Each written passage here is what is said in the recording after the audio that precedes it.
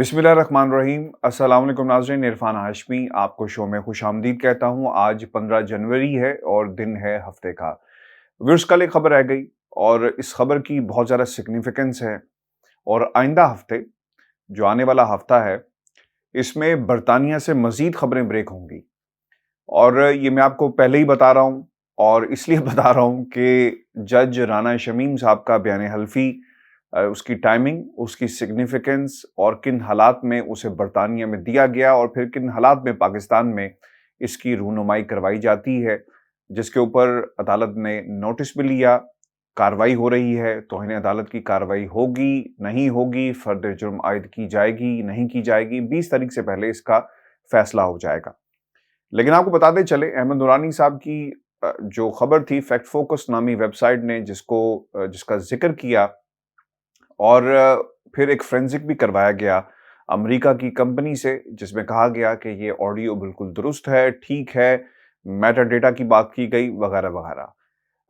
पाकिस्तान के मीडिया पर जब ये खबर आई तो पाकिस्तान टेलीविजन्स और जो मुख्तलिफ प्राइवेट मीडिया ऑर्गेनाइजेशंस हैं, उन्होंने इसका फोरेंसिक कर दिया और फिर साबित किया ऑडियो क्लिप्स के जरिए कि ये मुख्तलिफ पैचेस हैं, पैच वर्क किया गया है। ये पाकिस्तान के मुख्तलिफ टेलीविजन चैनल्स के अंदर इसको चलाया गया।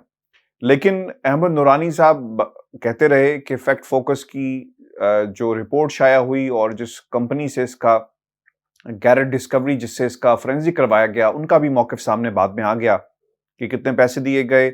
और फिर ये भी जिक्र किया गया कि अगर किसी डिवाइस को जब आप कोई ऑडियो बनाते हैं और उसको बनाने के बाद दोबारा किसी डिवाइस पर रिकॉर्ड किया जाए तो उसकी नौइयत क्या होती है, इसके हवाले से भी उन्होंने अपना मौक़िफ़ दे दिया। यानी मुख्तलिफ किस्म के इस ऑडियो के हवाले से बयानात सामने आते रहे। ये मामला यहाँ पर नहीं रुकता और मामला आगे बढ़ता है और पाकिस्तान के साबिक चीफ जस्टिस साकिब निसार की मुबैना ऑडियो का दोबारा फोरेंसिक अमेरिका में करवाया जाता है एक निजी टीवी चैनल के जरिए। और फिर बताया गया कि कहाँ कहाँ पर इसको किस तरह इसका एनालिसिस किया गया, किस तरह इसको बनाया गया और क्या ये पैच वर्क था, एडिट शुदा ऑडियो थी या नहीं थी, टुकड़ों के साथ इसको बनाया गया, नहीं बनाया गया। ये तमाम चीज़ें एक मीडिया हाउस की तरफ से पब्लिश की जाती हैं और फिर हमने देखा कि पाकिस्तान के अंदर फिर सवाल उठाया गया कि ये ऑडियो। अच्छा, इस पूरे सूरत हाल के अंदर एक ख़ानदान है, शरीफों का ख़ानदान, आले शरीफ, हाउस ऑफ शरीफ। उन्होंने इस हद तक ज़रूर कहा कि जनाब एक तीसरी गवाही जज की आ गई, यानी जब बयान हल्फी आता है तो इस हद तक उन्होंने अपनी जो एसोसिएशन थी ज़रूर इसके साथ जोड़ी। लेकिन इसके बाद मुकम्मल खामोशी हो गई। लंदन से मैंने बयान हल्फी की खबर दी कि किन हालात में बयान हल्फी को साइन करवाया गया, कहाँ पर हुआ और जो एविडेंसेस हमारे पास मौजूद हैं इसकी हकीकत क्या है।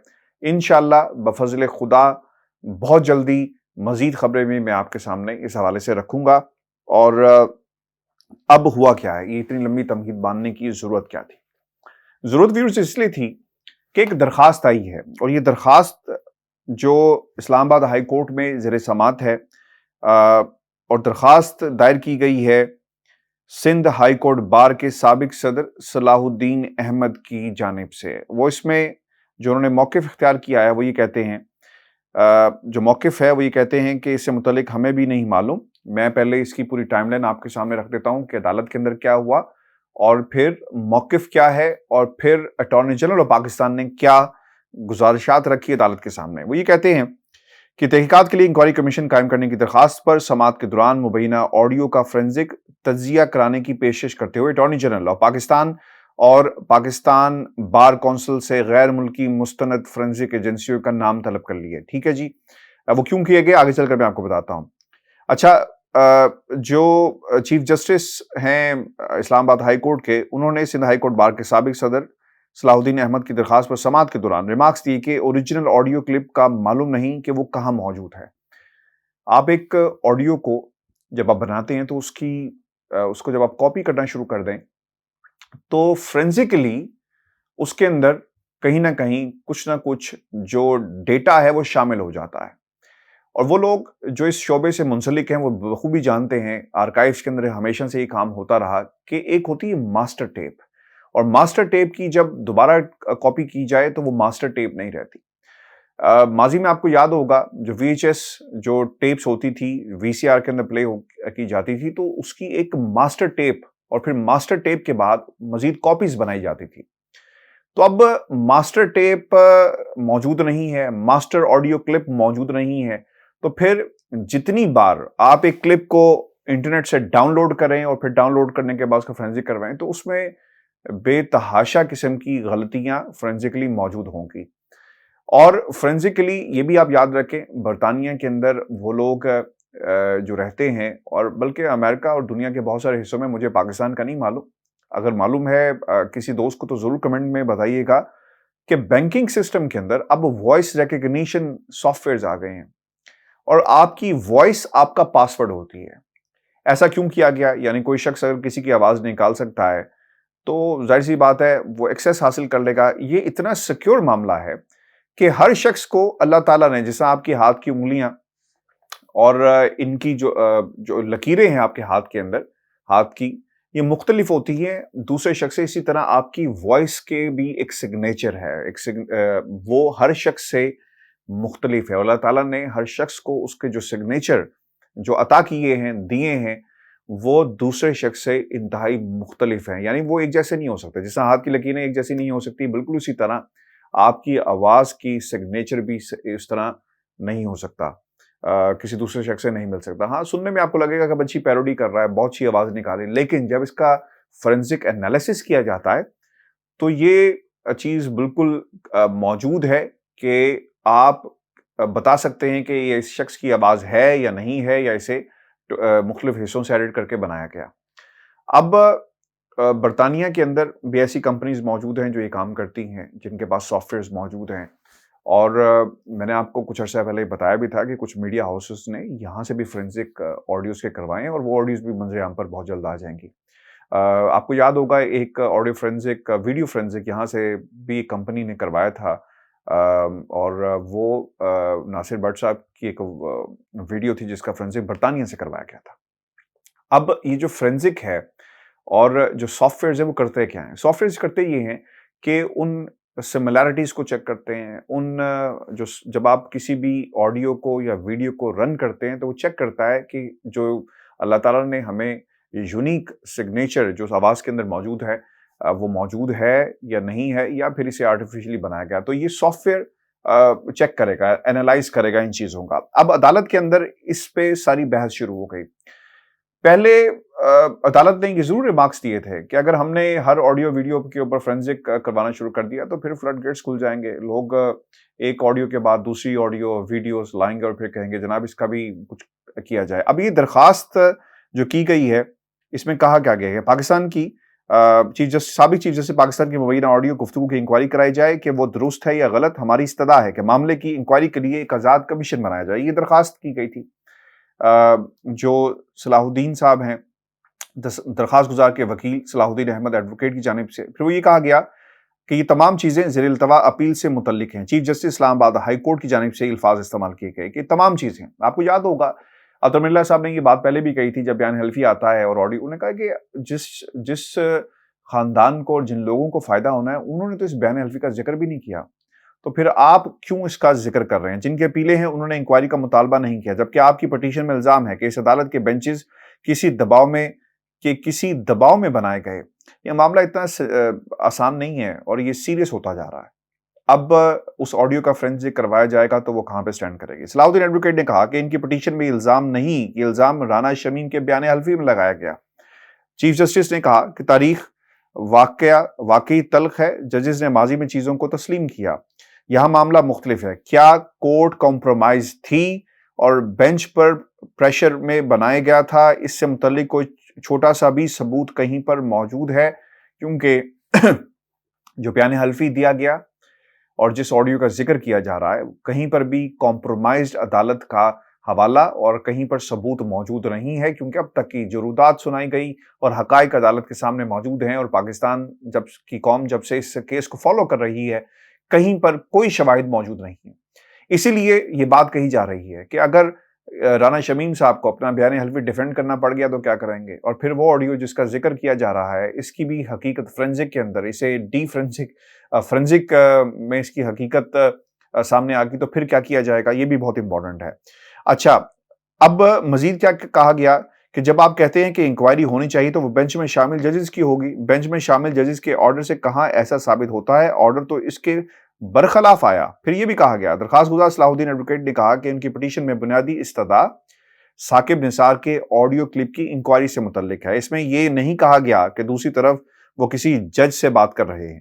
دیگر حوالہ جات کانٹیکسٹ سمجھانے کے لیے پٹیشن میں شامل کیے ہیں۔ انہوں نے کہا کہ ابھی یہ مرحلہ نہیں کہ ہم کسی کو قصوروار یا بے قصور قرار دیں، یہ بات قبل از وقت ہوگی، یہ چیزیں انکوائری کے دوران دیکھی جائیں گی۔ صحافی احمد نورانی نے فیکٹ فوکس پر ثاقب نثار کی آڈیو کلپ کے حوالے سے سٹوری کی۔ آڈیو کلپ کی فرینزک رپورٹ کے مطابق اسے ایڈٹ نہیں کیا گیا۔ پھر صلاح الدین ایڈوکیٹ یہ کہتے ہیں کہ فرینزک رپورٹ پڑھ کر وہ انہوں نے عدالت کے سامنے رکھی، جس پر بڑا امپورٹنٹ آبزرویشن عدالت کی آئی کہ آپ نے اسے کہاں سے لیا، بتایا گیا کہ انٹرنیٹ سے حاصل کی گئی، اور ان کا کہنا تھا کہ آڈیو کلپ کی کاپی تمام چینلز کے پاس ہے جنہوں نے یہ آڈیو چلانے کا رسک لیا۔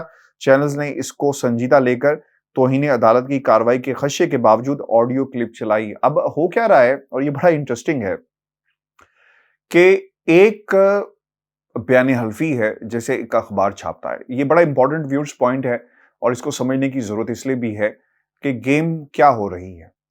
آپ نے بیان حلفی اخبار میں چھاپ دیا اور اب عدالت کہتی ہے کہ آپ کو اس کی تحقیق کرنی چاہیے تھی، آپ نے اس بیان حلفی کو کیوں چھاپا، الزامات کیوں، آپ نے کیا موقف لیا؟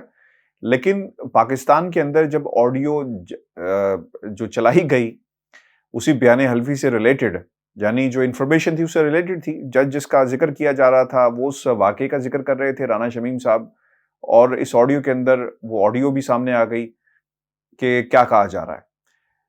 اس بیان حلفی کو ایک اخبار نے چھاپا، اس لیے ملزم۔ اس آڈیو کو پورے پاکستان کے میڈیا ہاؤسز نے چلایا، تو دونوں کیسز کے اندر مماثلت پائی جاتی ہے کہ آپ اخبار میں چھاپیں گے تو آپ سے پوچھا جائے گا کہ آپ نے انکوائری کیوں نہیں کی، اور پھر یہاں پر جو لفظ استعمال کیا گیا کہ جنہوں نے آڈیو کو چلانے کا رسک لیا، چینلز نے ان کو سنجیدہ لے کر توہین عدالت کی کارروائی کے خدشے کے باوجود آڈیو کلپ چلائے، تو یہ گیم کھیلی جا رہی ہے۔ اخبار میں چھپا تو آپ نے کہا توہین عدالت، پاکستان کے سارے چینلز نے اسی آڈیو کلپ کو اٹھا کر چلا دیا، تو یہ دوہرا معیار کیوں نہیں ہے؟ اچھا، اب یہ وہ کہنا چاہ رہے ہیں، انہوں نے کہا نہیں، لیکن اسٹریٹجی یہ ہے عدالت کو اسی کے طریقہ کار سے، اور جو عدالت کے اندر جو کارروائی ہو رہی ہے اسی طریقہ کار سے روکنے کی کوشش کی جا رہی ہے۔ روکنے سے مراد میرا یہ نہیں کہ آپ بس کریں، جانے دیں، لیکن ایک ڈیفیکلٹ سچویشن پیدا کی جا رہی ہے۔ اچھا، جسٹس اظہر اللہ نے کہا کہ انٹرنیٹ پر تو بہت ساری چیزیں آتی ہیں، کل کو زیر التوا کیسز میں مزید پٹیشنز آ جائیں گی کہ یہ آڈیو ہے، اس کی انکوائری کرائیں۔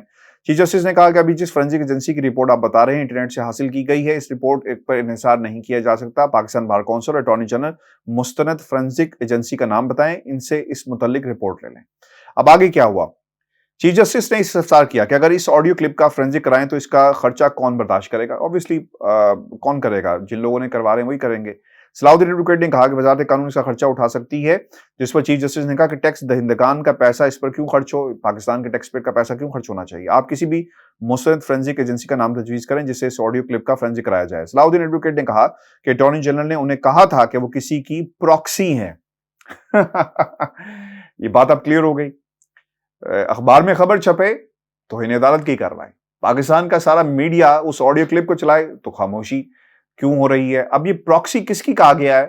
یہ اٹارنی جنرل آف پاکستان جواب دے سکتے ہیں، یا پھر صلاح الدین ایڈوکیٹ صاحب جو ہیں وہ جواب دے سکتے ہیں کہ کس کی جنگ لڑیں، یا اشارہ کیا گیا ہاؤس آف شریف کی طرف سے، کیونکہ اس کا کیس کا فیصلہ آئے گا، کیونکہ انہوں نے تو اپنی درخواستوں کے اندر اس پر بات نہیں کی کہ عدالت کو کہا ہو کہ جناب بڑے پروف آ گئے ہیں، اس پر انکوائری کی جائے، پوچھا جائے، ثاقب نثار صاحب کو بلائیں، انکوائری کریں، آڈیو چیک کی جائے، بیان حلفی۔ یعنی مجھے ایسا لگتا ہے اور نظر بھی ایسے آ رہا ہے کہ ایک پاکستان کے سابق چیف جج گلگت بلتستان کو استعمال کیا گیا اور پھر پھینک دیا گیا، اس سے زیادہ اس کی حقیقت نہیں ہے۔ اٹارنی جنرل اور پاکستان بار کونسل سے غیر ملکی مستند فرینزک ایجنسیوں کے نام طلب کر لیے اور پٹیشن کو آڈیو کلپ فراہم کرنے کی ہدایت کرتے ہوئے سماعت 28 جنوری تک ملتوی کر دی گئی ہے۔ اگلی سماعت کے اوپر آپ دیکھ لیجئے گا یہ سوال ضرور اٹھایا جائے گا کہ ہم نے بیان حلفی چھاپا، ہم سے کہا گیا کہ آپ نے موقف نہیں لیا، آپ نے چھاپ دیا، اور اسی سے ریلیٹڈ آڈیو کلپ پاکستان کے تمام ٹیلی ویژنز نے، میڈیا ہاؤسز نے چلائے، رپورٹ کیا، ان سے کسی نے پوچھا بھی نہیں ایسا کیوں ہے۔ تو یہ بڑی انٹرسٹنگ سچویشن پیدا ہو گئی ہے۔ 28 جنوری کو اس پر مزید سماعت ہوگی، لیکن آپ کو بھی بتا دیں کہ 20 جنوری کو بھی ایک سماعت ہونے جا رہی ہے۔ اگلا ہفتہ بہت ہی امپورٹنٹ ہے، میں بار بار کہہ رہا ہوں، اور بہت ہی امپورٹنٹ خبریں انشاءاللہ لندن سے میں آپ کے سامنے رکھوں گا۔ اور جہاں تک میں نے آپ کو پہلی ویڈیو میں کہا تھا کہ ڈیلی میل کے حوالے سے ویورز کوئی اپڈیٹ نہیں آئی، اور مجھے ایسا لگ رہا ہے کہ مزید وقت مانگ لیا گیا ہے ایویڈنسز ڈیفنس کو فائل کرنے کے حوالے سے، کیونکہ آج 14 تاریخ تھی، ایویڈنسز ضرور آنے چاہیے تھے، ڈیفنس فائل ہونا چاہیے تھا، لیکن ابھی تک ایسی اطلاعات نہیں آئی۔ ویور جی، ہماری آج کی ویڈیو تھی، اپنے کمنٹ ضرور بھیجیے گا، چینل کو سبسکرائب کرنا مت بھولے۔ اجازت دیجیے، اللہ نے کے بعد۔